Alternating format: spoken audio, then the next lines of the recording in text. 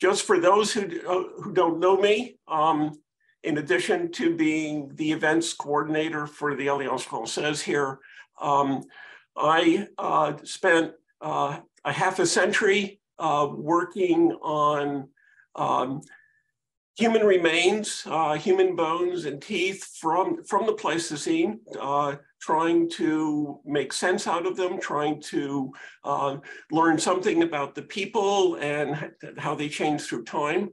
And as part of that, I became involved in both the archaeology of the time period and the various aspects of the art, as the art became an important part of human existence at the end of the Pleistocene. I might mention, in the context of the Alliance, that because I had learned French as a child, when I started doing this in the 1970s, 1980s, French, knowing French, being able to carry on conversations in French with colleagues in France opened up many doors for me. And I was able to do what I was able to do through my academic career, in large part because I was able to communicate at a fairly professional level with colleagues in France. And in fact, the fact that I was invited to be involved in part of the team at the Grotte de Cussac is a product of long-term relationships and being able to not only communicate professionally with colleagues in France, but also to be able to go out to dinner, sit around and have coffee and engage in more than just the technicalities of it all. So a little pitch there for really learning French, which even today, with so many French speaking English, even today it continues to open doors. Okay, but back to the topic at hand. A few comments in general. Paleolithic cave art, which you're here, so you're generally aware of what it's about. But a few comments. It's known almost exclusively from southern France and northern Spain. There are a couple of examples from elsewhere in Europe and across the old world, but cave art deep within caves is primarily a phenomenon of this little pocket of Western Europe. The earliest examples date back to about 32,000 years ago, and it largely disappeared at the end of the Pleistocene about 12,000 years ago. It consists of engravings and or paintings on cave walls, cave ceilings, and as I'm sure you know very well, it is very impressive artistically in many different ways, and the settings in which it occurred are also very, very impressive. If you happen to be able to visit caves, the ones that are open to the public, you don't get the full impression, because the real impression would be if they turned off all the electric lights and all you had were torches and candles and oil lamps to view it, which totally changes the impressions that you get. So the settings and the light in those settings are a very important part of the whole thing. But there's some serious questions that despite over a century of almost a century and a half of work on them, do not have good answers. Why did people go deep within caves beyond daylight? Many of the examples are upwards of half a kilometer to a kilometer deep within caves, far, far beyond daylight and any possibility of daylight. How much of it was personal art? How much of it was people doing it for themselves? And how much of it was a social expression that is part of a social ritual? And that is, some of the art could only be viewed by one person at a time. Others appeared to be large panels, and I'll show you a couple. Virtually every possible symbolic scheme has been invoked for them in one way or another. I would argue that every single one of those symbolic interpretations of it is a reflection of 20th century, 21st century cultural biases. We simply do not know their symbolism. We can look at patterns and that might help a little bit. And clearly, at some level, there were rituals, social rituals involved, and what might they be? So it is in this context I will talk a little bit about a cave that was discovered recently called La Grotte de Cussac. La Grotte de Cussac, it's in the classic region of the Dordogne, not far from other classic sites like Lascaux. It dates to about 30,000 years ago, which puts it among the older art at the cave of Chauvet, the now famous cave of Chauvet, and a good 12,000 years older than Lascaux. It was discovered in 2000 by a local caver. There's a picture of the entrance, the original as it was, and an original view of the inside of the cave. And one of the engravings that was discovered immediately, the caver recognized it immediately as important, contacted authorities, who then started carefully exploring the cave, secured it, closed the entrance solidly, and then started doing research. What was recognized very early on, very quickly, was that the cave had an abundance of engravings. I show one example there, an abundance of engravings on the walls, some of them fairly simple ones like the one in the previous slide, many of them very complex combinations, superimpositions of engravings of animals, which the people working on them have been trying to decipher and have made major progress in deciphering over the past 2 decades. There are some footprints. There's an example in the lower left. Yes, indeed, people were walking in there. They got there. The surface of the cave is mostly clay, as it is in many of these caves. And what is very unique about this cave is that there are human remains. There are human remains which are contemporaneous. They've been dated the same as the art. Human remains that were positioned in the cave. And it was because of these human remains and my professional experience that I became involved in this. And I'm going to talk a bit about the art, well, the cave, and then the art, and then the human remains, and then make some comments about tying them all together. A few comments on the cave. This is a very protected cave. It is not open to the public. It will never be open to the public. Everybody who goes in it wears hazmat suits to prevent contamination of it. They have marked out a single pathway through the cave. You can see it on the left there. And nobody, and that means nobody, is allowed to go outside of that pathway. There are a few places where platforms and steps have been put in, and you can see a couple examples on the right to a supporting framework so people can access some of the material or protect areas where the clay is very soft, and even walking along a single pathway would tend to deteriorate it. As a result of this, virtually all of the analysis, all of the documentation is done at a distance. The one exception, which is in the upper right of the screen, is a platform was put over the top of that skeleton. And that's one of the members of the team there, an individual who's taking observations and some measurements off the human remains without touching them, without disturbing them. So it's all analysis at a distance, and most of this, and I'll show you a couple images, has been done with photogrammetry,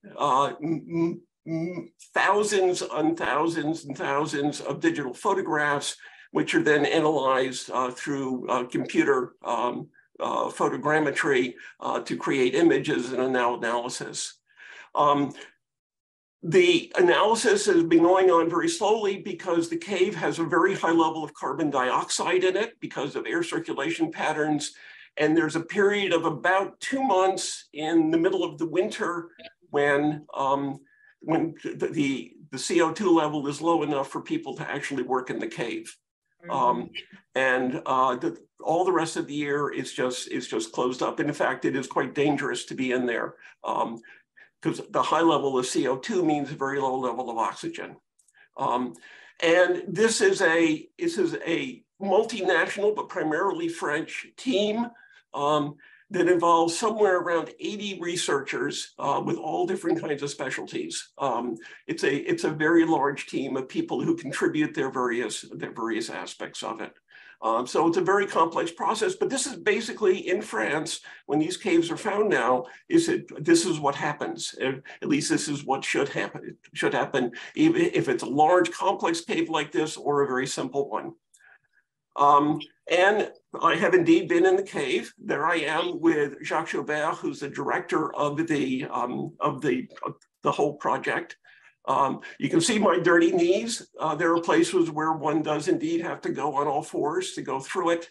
And you can see there, the only light is from headlamps. That's, or artificial light of one kind or another. A few comments about the layout. At the top is a plan, a map of the whole cave. The whole thing's about a mile long. It's divided into upstream and downstream, or aval, amont and aval. Very little of the upstream or amont section has art, although a little bit of it does, and it has been explored. Almost all of the work has been done in the aval section, downstream, and the lower map, which is an enlargement of that. You can see the distribution. This is a meander. This is an ancient river channel through the limestone, and hence all the meanders and ups and downs, and there are rock falls and clay and all kinds of other stuff through it. All the violet dots are places where there are engravings on the walls. There are 3 localities in blue where there are human remains. And I'm going to spend a little bit of time on the one in green, the Grand Panneau, which is the sort of the primary element of the cave, and a truly impressive one. In fact, in that previous picture, Jacques Joubert and I are sitting on a platform looking at the Grand Panneau, going through it, and what he's doing is holding his headlamp across it to bring out the relief of the engravings.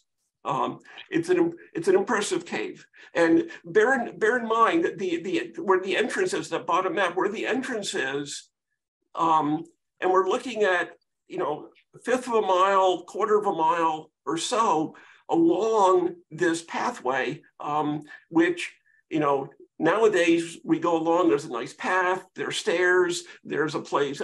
We have our artificial headlamps, etc. Back 30,000 years ago, people did this with torches and climbing around and going all the way in there to do things like the engravings on the walls and leaving the human remains behind. Before there were people going into the cave, there were bears. There were cave bears. These are large, now extinct cave bears related to European brown bears and things like grizzlies and Kodiak bears. There are many cases where there are, as in up above, where there are scratches. Bears like cats on cat posts. Bears like to scratch the walls of the soft limestone. And there are a number of cases, as you can see here, where there are engravings that are to some extent superimposed on the bear scratches. I don't think there are any examples of the other way around. But what is also of interest is there are a series of these hollows shown at the bottom, which are hibernation nests. Bears go into these caves fairly deep within them, dig out areas within the clay, and curl up for hibernation. And these are scattered in various places through the cave. and I'll come back to some of them because some of them contain some very interesting stuff. Before we get to the art, there are, I've already showed you one of these. There are footprints in various places. Some of them are hard to document because they're in clay, and as people walked in them, they moved around. In some of these caves, for example, the cave of Peshmerel, there are a whole series of human footprints of people who were walking barefoot. You can see the toe impressions and all that sort of stuff at Peshmerel. The ones at Cussac look more like these. They look much more like somebody was wearing some kind of a moccasin or boot on their foot. We have evidence from this time period from Europe, from archaeological sites of people wearing various kinds of footwear, probably in soft leather, soft skins around their feet, and that's probably what they were wearing here. Some of the footprints were also covered over with layers of clay because at times in the past, water level in the cave, the river right now is about 10 meters or 30 feet down below, but there have been times in the past where the water table has risen and put thin layers of clay over the surfaces of footprints or other things that were left there by people 30,000 years ago. There are scattered spots through the cave where there are little bits of pigment, mostly red pigment, which is ochre, iron oxide, on the cave wall. They tend to be little spots like the one I'm showing you here. They're quite rare, and there is no painting in this cave. None of the figures are painted. There are no geometric designs or animal paintings or anything done with the pigment. We know they had it there. There are lots of other caves with art where they use charcoal and ochre for it, but at least at Cussac, there's no evidence of actual painting. And we're not quite sure what the ochre was used for, but I'll show you an example of where it was used. There are scattered torch marks. These are where people brushed a torch up against an overhang or a ceiling. And this is our best evidence that they were, in fact, and not surprisingly, using torches of different kinds to illuminate their way. Actual oil lamps are known from Lascaux and some other caves, but those are all much more recent. Those are thousands of years more recent than Cussac. And what is very interesting is that there are virtually no tools of any kind that were left behind in the cave. At other caves with art, there are scattered tools all the way through, kind of the leftovers of either what they use to engrave or other kinds of activities within the cave. There are in stone or antler, that's antler, a piece of antler in the lower right there, a couple of stone tools also shown there. There's a total of 4 of them known from the cave. I'm sure there are a few others that have not been identified, covered in clay. They were definitely using tools like these to make the engravings, but they clearly carried them into the cave, used them, and then carried them back out of the cave.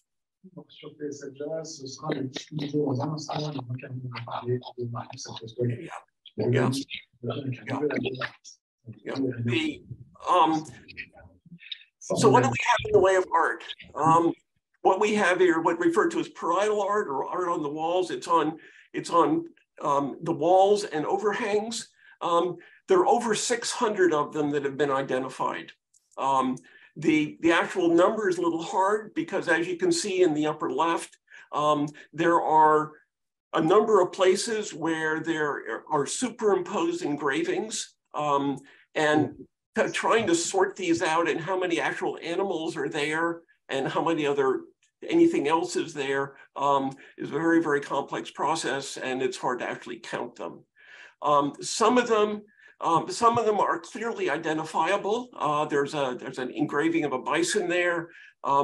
There's a lovely mammoth in the lower right. And you know, it's very interesting that this mammoth, almost all of the animals that are here at Cussac are simply, they're like the bison in terms of a simple outlines and maybe a couple of features within the body highlighted, an eye or some other feature, but basically they're outlines with a little bit of the hair, fur, whatever around it indicated. The mammoth, this mammoth, which is part of the Grand Panneau, which I'll show you its context, is I believe the only example where they actually put a whole series of shallow lines to represent the fur, long shaggy fur that mammoths had in the Pleistocene. If you look at the lower left corner of that picture of the mammoth, you will see a little strange figure. I will come back to that one at the end, or in a little bit. There's another picture here which I put in, which a couple of people, including myself, have identified as a moose. The people in France who were working on this originally identified this as some kind of a chimera of different kinds of animals put together. There's an ongoing discussion of whether it's a moose. Remains of moose are known. There are European moose are known from the region, from the time period, but they tend to be very rare. And there are a few depictions of people. All of them, if they're identifiable as to sex, they're all female. And I'll come back on better pictures of those. So there's lots of it. The other thing I would point out, and you can really see this with the bison and with the back outline, head and back outline of the mammoth, is that most of the engravings are very deep within the limestone. They're much deeper than what you find at other sites. There are sites, for example, at Lascaux, there are hundreds and hundreds of engravings at Lascaux that most people never see, but the engravings are very shallow, and at Lascaux they're also covered over with the paintings in large part. But the ones at Cussac are unusual in that how deeply they carved into the limestone, and also when they did this, many of these lines, for example, the dorsal or back line of the bison from its mane, or what do you want to call it, all the way down the back, was done with a single line without interruption. They started at one end and they went all the way to the end. And this is repeated over and over and over again. The same thing in the moose, from the antlers all the way down to the tail. And that's a fair distance. You know, I don't know the exact dimension of the moose, but it's probably something like 1.5 meters along it. There are panels, and there's the same bison. There are panels that have series of animals that appear to be separate, even if they're adjacent to each other and may or may not make a part of a scene. There are other depictions or panels where there are animals that are clearly separated from each other, such as the lower one, the Panneau de l'Entrée. There's a horse's head in the middle. The one I circled on the right is a mammoth, and I'm not quite sure what the one on the left is, but it's another outline. It's an outline of another large animal. But the ones that are really impressive are the ones where there's massive superimposition, where they went back to and over engraved into it. The Panneau de la Découverte, which is fairly close to the entrance. You can see it above. Sorry about the quality of the photo. I had to combine several to get an image of the whole thing. It is, you can see some portions of animals that are very clear. For example, towards the lower left, the hindquarters of what is probably wild cattle. and probably a cow given the bulge of the abdomen. There are some horses' hooves towards the right and other ones, and some other figures that stand out. And below is a rendition of various tracings. And if you look really close to it, there are a couple animals off to the side, like the one with the antlers, which is probably an ibex, a wild goat, a mountain goat, and some other ones scattered through there. There are others where you have to kind of pick out the individual pieces as you go along. And there are the series of these panels through the cave, if you remember back to the map of the cave, that are scattered along through it, these various panels that are really very impressive as such. I'm going to spend a few minutes talking about Le Grand Panneau. And this is a picture of it with, again, Jacques Joubert, the director of the whole project. And it's if you just look at it, it's hard to see. It's in fact extremely difficult to photograph because nobody is allowed to stand immediately below it. So all of the photographs are taken from platforms like the one he's kneeling on, back at a considerable distance. That's the approximate area of the carvings. I think they go a little bit lower down than I put that circle on, but they're in that area. And this is where the photogrammetry comes in the photogrammetry comes in to be able to see it. And here is a photogrammetric view of the whole thing, tilted, oriented, so that you can so it's in a vertical plane relative to what to our view. And there are dimensions of it. Okay. It's 6 meters or about 20 feet high and 10 meters or about 35 feet long. This thing is huge. It's an enormous panel. And through that whole area, I'm not sure if my cursor will show up, but through that whole area from the groove in the rock up above, all the way down to where it starts to fade out down below, is in large part covered with engravings of lots of different depths. What the team has done there, is they've gone over this in detail and they've tried to pick out places where you have overlaps of engraving. And this is not easy to do. Well, you can see the overlaps easily, but what they've tried to figure out is a sequence of engravings, which ones came first, which ones came later.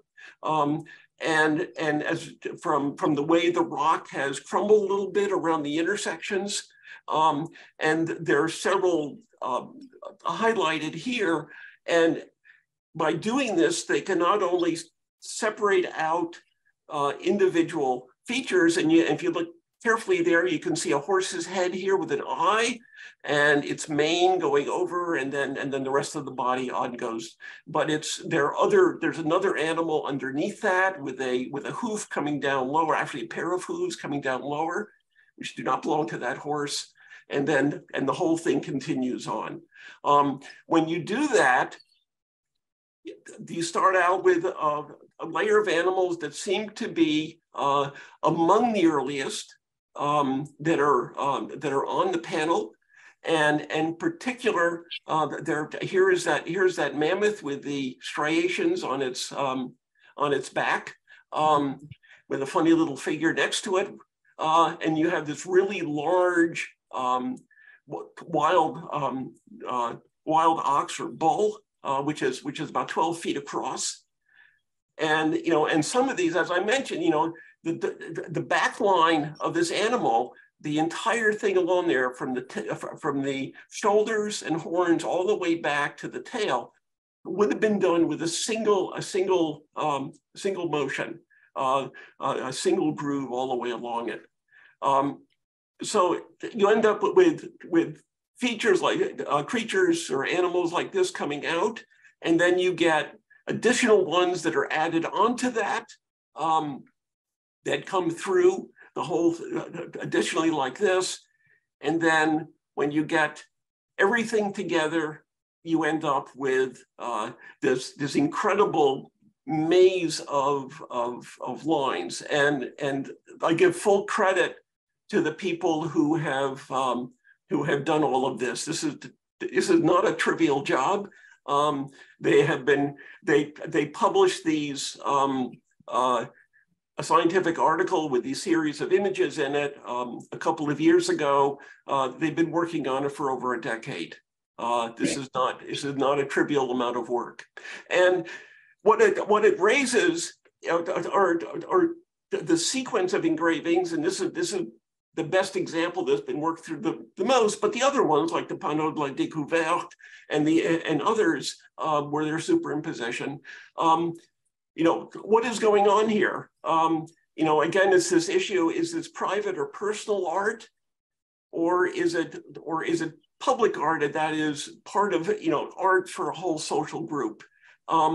And bear in mind that this is about, I think it's about 350 meters from the entrance, and it's not a piece of cake to walk from the entrance into this place, especially with only torchlight. It's a serious distance to go through this cave.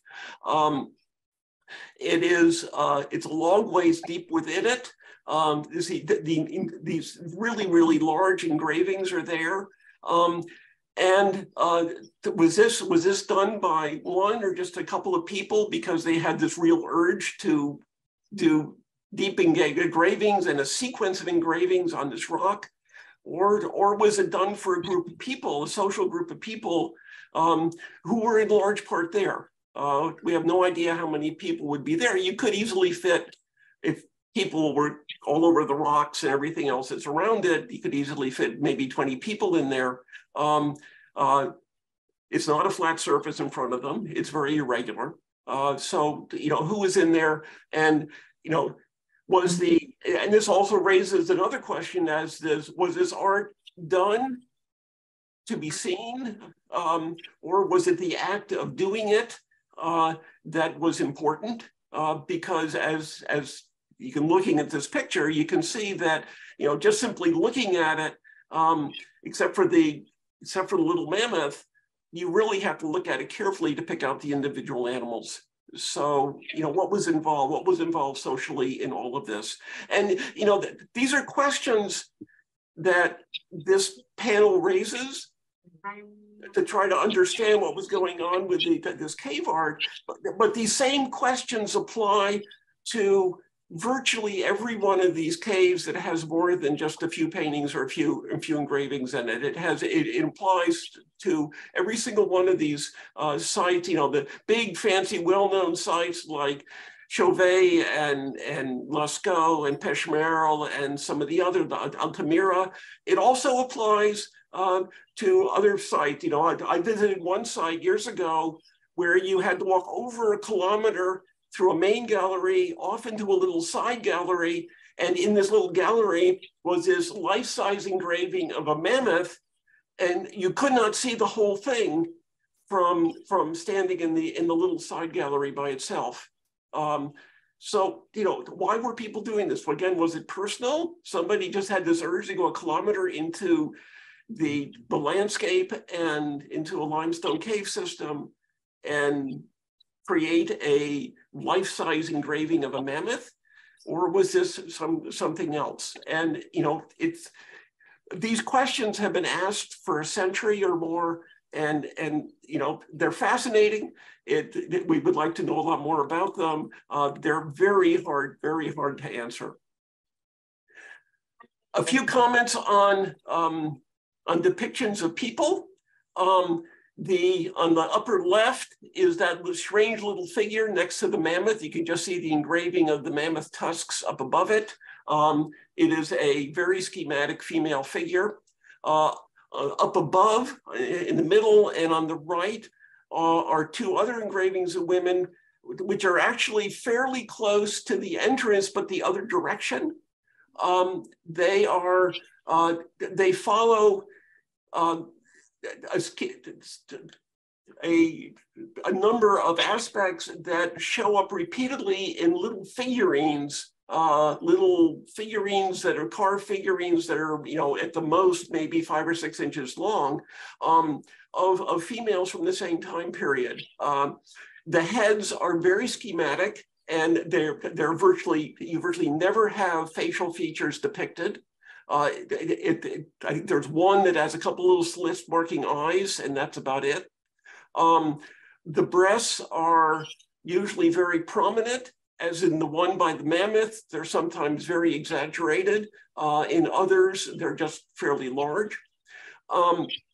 They tend to have very large buttocks.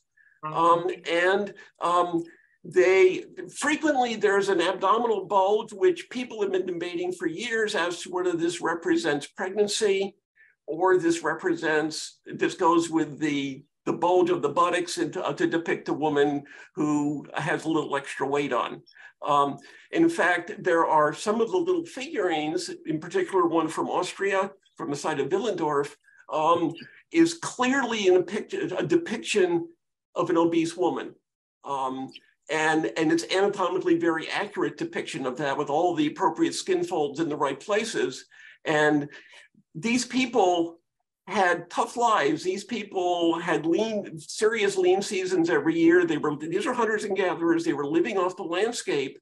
All of them, men and women, were very robustly built, very strongly built. And it's hard to imagine any of them becoming particularly obese. They were highly mobile on the landscape. They were not at all sedentary. And yet there are multiple depictions of women in figurines and engravings like these that show them with a little excess weight. And you kind of wonder, is this seasonal putting on the weight or special individuals or what? Anyway, it happened. And it was clearly depicted in a number of places. So this is part of all of that. And then I included down the bottom here a couple of little figures that look kind of human-like in the lower right. Who knows what that is at the lower left? They're little, odd little figures that show up in the corners of. This is in one of the panneaux de l'empreinte. Okay, I'm going to move on now from the art and talk a little bit about the human remains. There are 3 loci that are indicated on the map down below in the cave, all of them a good 500 or more feet from the entrance. And each one is a little different, and they pose different questions. The first one that I'm talking about, locus 2, is the skeleton of a young adult male, a young man whose body was laid in a bear hibernation nest in a hollow. After the body had decomposed and it was just skeleton, the water in the cave rose up, the bones moved around, dry bones float, and then were settled back down and partially covered with clay.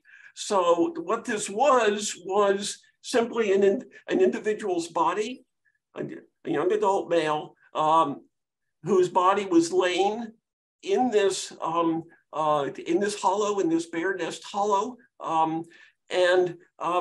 It's, from what can be told, he appears to have been healthy, other than the fact that he was dead. The individual, for a male, and we can tell the male because you can see the pelvis there, it's very distinctly male pelvis. The individual for this time period is actually very small as a male. So was he an unusual individual, or was he just at the kind of the limits of the normal variation? The interesting question from the point of view of the cave is this somebody who died within the cave, an accident within the cave and died within it? Or did he die somewhere outside and was carried into the cave? And to carry an adult human body into this cave and place it formally within one of these bear nests is not a trivial act. So either the individual died there in the cave, or the remains were brought in. The whole body was brought in from outside. The more complex situation, and I'll try to explain this, is locus 1, which is almost as far into the cave. And if you look in the upper left, what you can see are there are two shallow hollows. These are bear nests. The one on the left, they're kind of up behind a rock. The one on the left has a small cluster of what is bone meal, that's dust from deteriorating bone, and a bunch of teeth of an adult. And the one on the right has a collection of bones and there's a detail over a close-up photo of it on the upper right, a collection of bones that are consist of vertebrae. There are probably some pieces of rib in there, and then there are various pieces of long bones. Here's a shin bone. This large one in the middle is a shin bone. The one in the lower left is a thigh bone. It's the upper end of a thigh bone. There are other ones scattered through here. There's, if I could see you can see my cursor. There's a vertebra from the lower back and scattered other bones. There are two individuals represented in this pile of bones. One of them was an adult, and the other was an adolescent. The growth centers on some of the long bones are not complete. So it was an adolescent, probably in the range of about 14 or 15 years old. These things are all constrained within a fairly small area. And if you look at the photogrammetry image in the lower left, what you can see, and there's that cluster of bones, which I've circled. If you look at the edge, and this shows up here, it's a little hard to see, but if you look at the edge of it, there's kind of a reddish coloring of the soil underneath the bones. That's red ochre.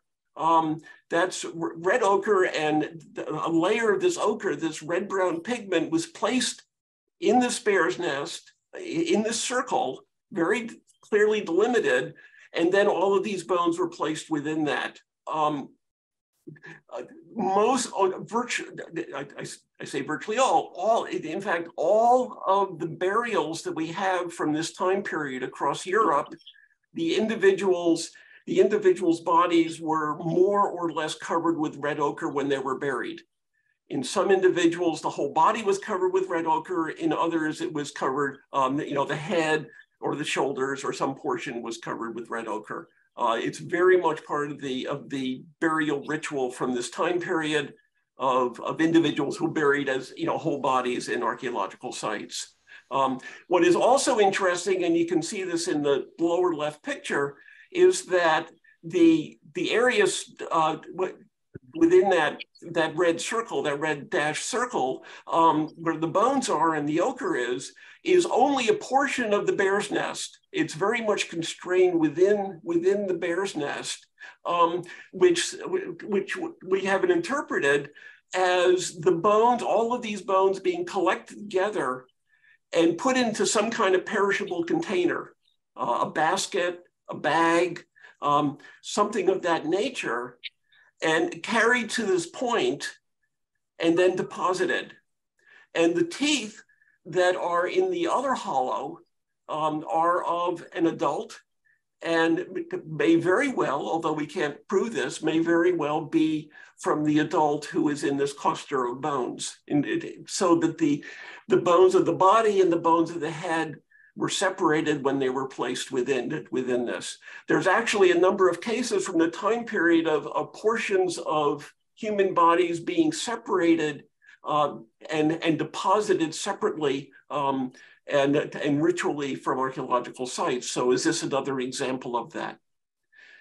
So what this looks like is what's known as a secondary burial, where these individuals had died, their bodies had decomposed, the bones that were identified as part of their bodies were, from their bodies were collected up together, and almost certainly in this case carried in from outside the cave and then formally placed with the red ochre in these bare nest hollows deep within this cave. This is a very unusual funerary and very complex funerary ritual process that went on. The third case is a little bit harder to tell, and I don't have a picture of the whole thing, but this is up the top of a slope on the side of the cave, and what the bones of two adults and an adolescent, or I should say the remains of two adults and an adolescent, were placed up at the top of this slope within the cave. It is, we don't know exactly what was going on up there because it's too far from the path to get a camera up in there to actually photograph it and get information from it. Remember, these things are all, everything I've shown you is information that's only accessible with cameras put on long poles and stuck up and over. In fact, if I go back to here, if you're standing on the path, which is over near where this scale is, in the left, if you look at the upper left photo off to the left, that's where the path is. It's actually almost impossible to see this this cluster of bones in the hollow. All of what we've done, and including identifying individual bones, has been done from these photographs. And believe me, you look at one photograph and you say, aha, it's a vertebra.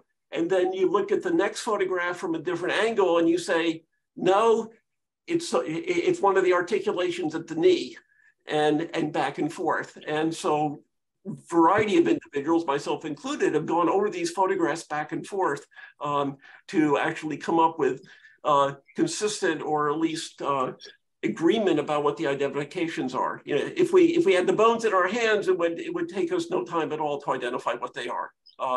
These are the constraints that we're working under. Anyway, what is happening in locus 3 is that from wherever the bodies were placed up above, the bones from the decomposed bodies are sliding gradually down the slope through natural processes. You know, the moisture in the clay and everything kind of moves downhill.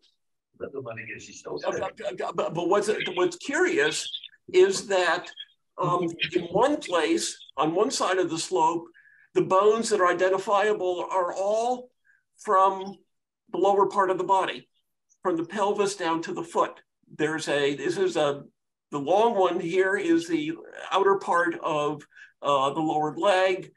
There's a heel bone in the lower right corner of that photograph. There's another one over there. There's a piece of the joint at the knee, of the thigh bone, etc. They're all from the lower leg, whereas on the other side there's this mass of limestone, this stalagmitic mass of limestone in the middle, and to the right of that, on the other side of that, the bones are all from the arm and the hand.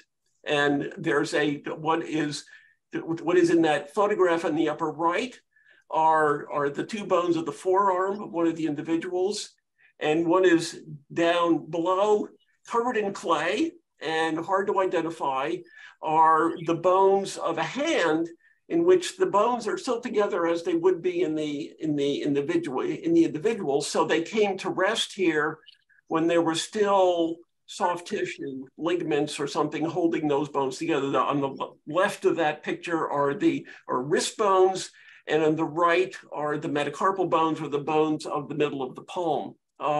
So what is it?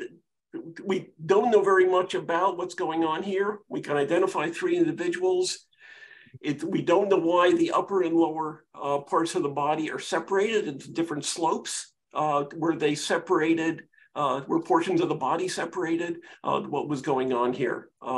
There's something very complicated going on here, and it's clearly different than what was going on at the loci, the other 2 loci where there are human bones.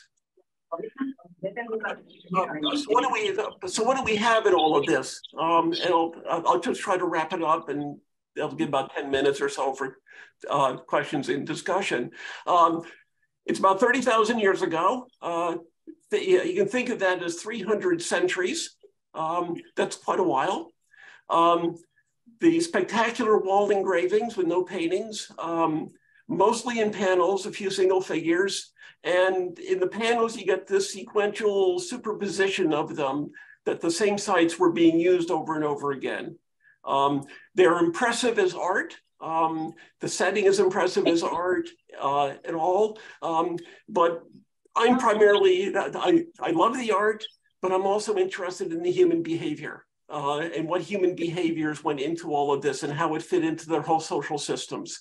And so what kind of rituals, what kind of special activities were involved in all of that? And I don't have an answer, and I'm not sure anybody else does, except to kind of look at the levels of complexity that must have been there. We have these deposits of human bones, a whole body, and then collections of bones. You know, in terms of funerary rituals, you know, I remember, you know, as today, funerary rituals are extremely important socially, psychologically. They're very much a part of the social system. However much we may separate ourselves out from a lot of it. And if you want examples of this, you need only look at this week's 7 Days, which has a series of articles on the modern reactions to all of these things. It is something very complex going on with respect to human remains and human bodies at Cussac. And as I mentioned, very complex kinds of things like this were going on, where we have burials of human remains in archaeological sites from Western Europe, in fact, all the way to European Russia. We have cases of this. And Cussac is also very interesting because it's the only case we have where we have cave art deep within a cave and human remains that are clearly, they're contemporaneous and in some way or another, they're clearly associated with each other. And, you know, both have social rituals, and how are they related to each other? I don't know. I would like to know. So that's sort of where we're at. If any of you are ultimately interested, there's in fact a whole book that came out about a year ago in French on all of the work that's been done at Cussac. There is also on YouTube an hour-long, very detailed presentation by Jacques Joubert from a lecture that he gave in France a couple of years ago on Cussac. The French is a bit technical, but I also I recommend it. If you search on Grotte de Cussac in YouTube, it should pop up. Anyway, I will stop there, and I will get out of screen sharing. Stop share, and there I am back again. And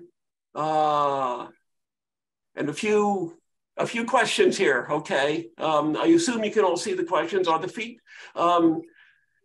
Different from ours in shape or size? Nope, they're just like ours. These are people who were biologically, anatomically, fully modern humans. They were just like ourselves. They tended to be very tall, maybe not by modern Northern European or American standards, but the men were on average somewhere around 5'10", which is pretty big. The women were proportionally, I don't know, somewhere around 5'6", 5'5", 5'6", or something on average. And other than that, anatomically, they were just like ours. They were very strongly built. Not outside the range of living humans, but at the upper end of that, because these people were just simply physically active their entire lives. That's how they were.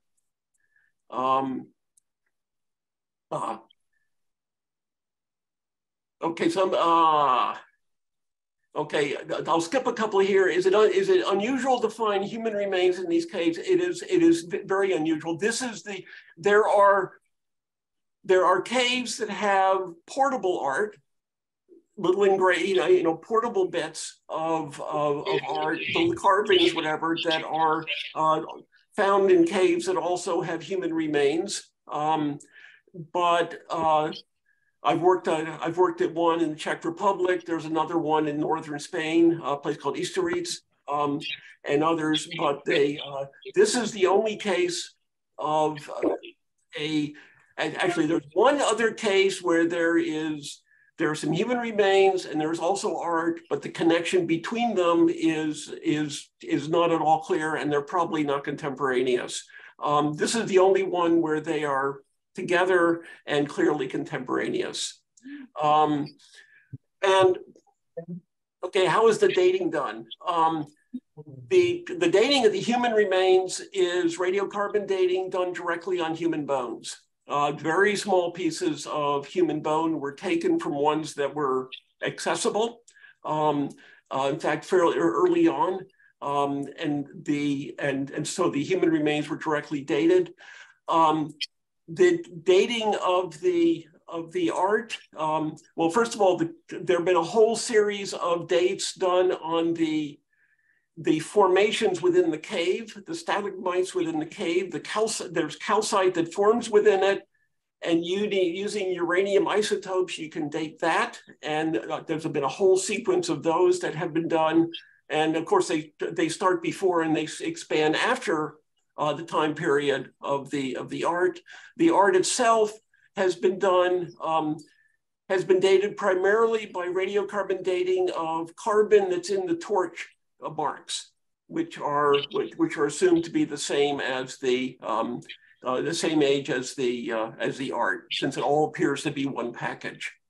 And there's a question about the accumulation of CO2. The CO2 leaches out of the limestone, and for a process which I have read and understood, but could not repeat to you off the top of my head, it has to do with the air circulation within the cave. That the CO2 is normally being leached out of the limestone. Limestone is calcium carbonate. It's normally being leached out of the limestone.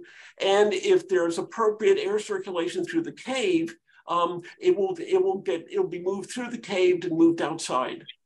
And particularly in the summer, the air circulation within Cussac is such that all that CO2 is kept within the cave. And it's only in the winter with the differential of temperatures that you get the air moving from through the cave, within the cave, into the outside. That's a kind of a very simple explanation of that, of what it goes. The other, there was also what I could have done before, but I'll go back to. There's a question asking to, let me get back. Come on. Shoot. I'm not sure what I've done here. Okay, there we are. Okay. There's a question to walk through in greater detail the map of the cave. Can you all see my cursor? Yes? Yeah, okay. My cursor, okay. On the upper one, it's labeled the entrance is there. And if you go upstream, bear in mind, this is an ancient river channel through the limestone. It goes through the hillside. The hill is not that much higher than the cave itself, but this is an ancient river channel that goes through it. And there's a gradual downslope from the right down to the left on through it. The main part of the cave, the amont section and the aval section, it's fairly level. It has these meanders you can see through the amont section. But then you get to the entrance, and the entrance is just one. It's just one place where the where the meander got close to the surface, and the limestone crumbled away and left an opening. The reason this was preserved until 2000 was that entrance was covered over with rock and other debris that had slumped down off the surface of the hillside above. And when the first caver went in there, he kind of moved little rocks away and picked his way through there. I should say that today they have put through this rockfall area, which is very unstable, they have put through a concrete little passageway that you go through on your hands and knees, so you can enter into the cave without fear of the whole thing collapsing down on top of you.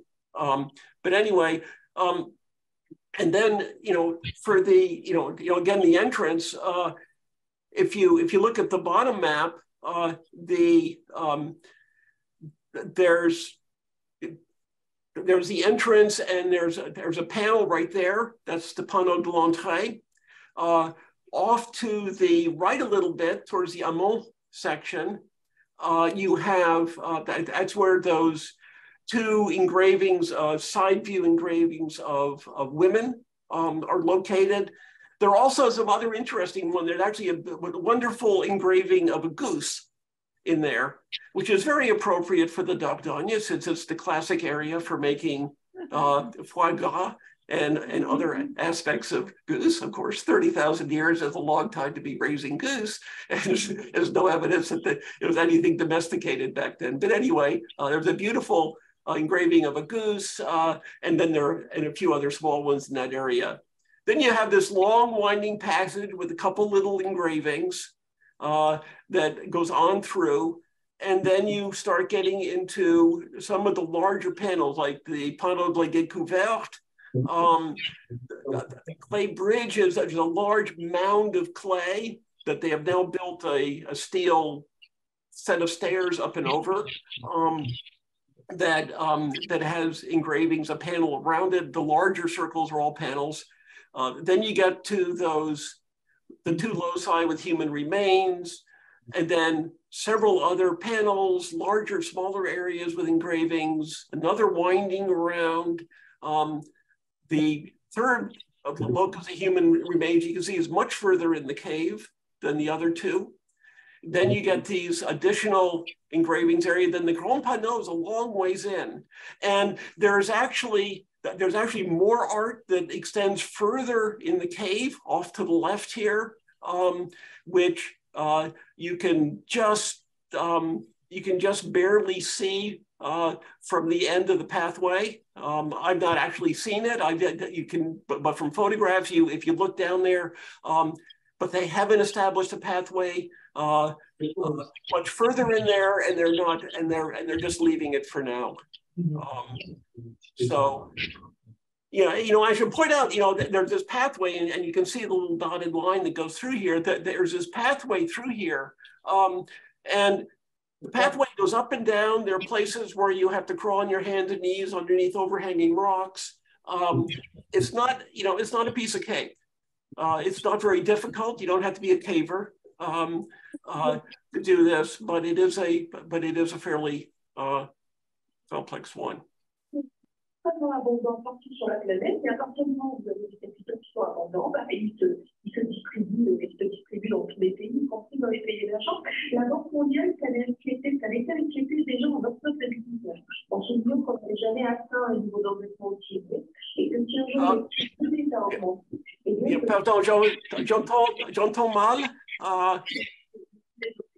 C'est une étude qui a bien été comprise par les banques centrales, puisqu'elles ont demandé, il y a quelques moments du Covid, elles ont questionné les gouvernements et les États sur un politique budgétaire en disant il faut que vous preniez le relais aujourd'hui. C'est d'ailleurs ce qui a conduit la Commission européenne à proposer son plan de relance au moment du Covid. Donc on voit que c'est quelque chose qui est dans l'esprit des économistes et des banquiers centraux depuis des mois. La question c'est vont-ils parvenir à relever ce défi?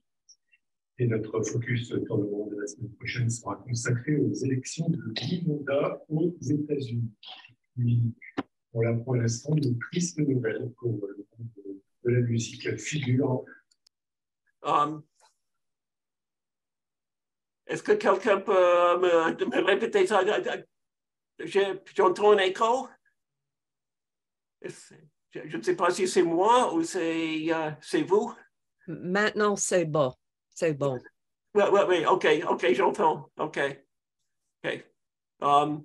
Pardon, mais je n'ai pas bien entendu la question. Je crois que c'était une question de différence d'écologie maintenant et dans le passé. C'était ça? Was the whole ecological situation different? No.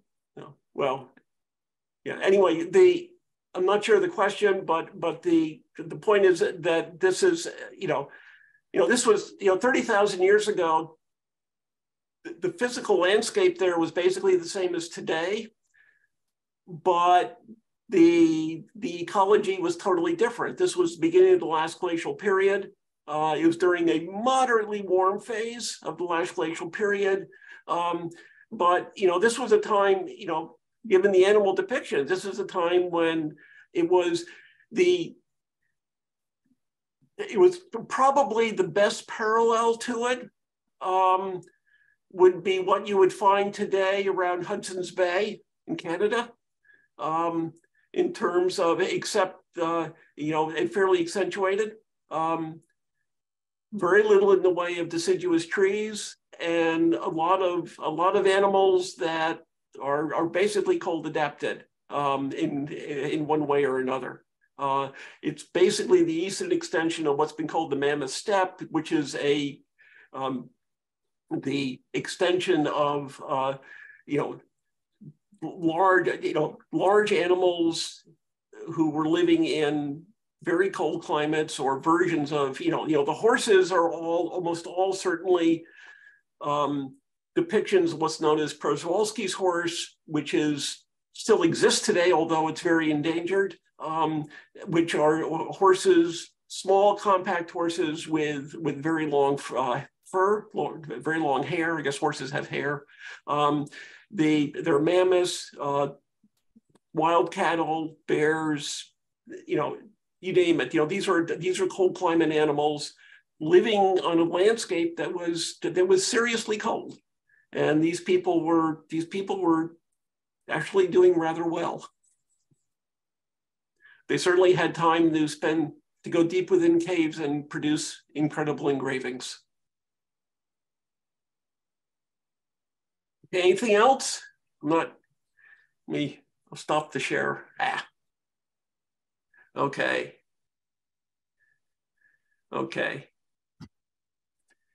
I think those are the questions. Are there anything else? Mille merci, Eric, surtout. OK.